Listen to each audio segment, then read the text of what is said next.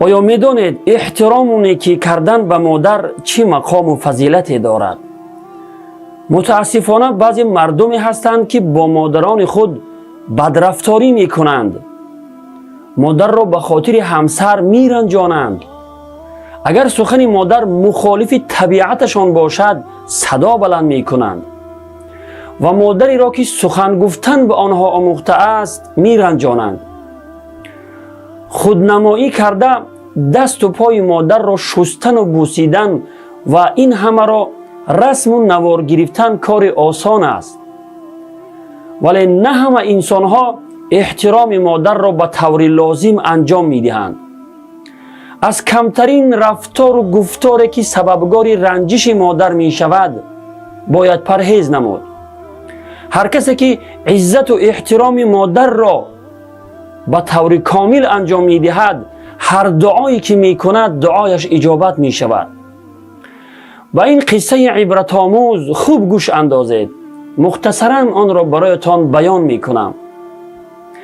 در روایت امام مسلم آمده است که حضرت عمر رضی الله عنه در جستجوی مرد از اهل یمن با نام اویس بود.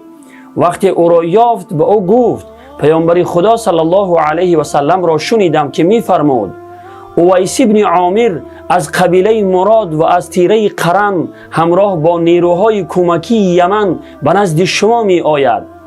او به بیماری پیسی مبتلا بوده ولی از آن شفا یافته و به اندازه جای 1 درهم از آن باقی مانده است. او مادری دارد که به او چنان خدمت کرده است که هر دعایی که می کند الله آن را اجابت می کند.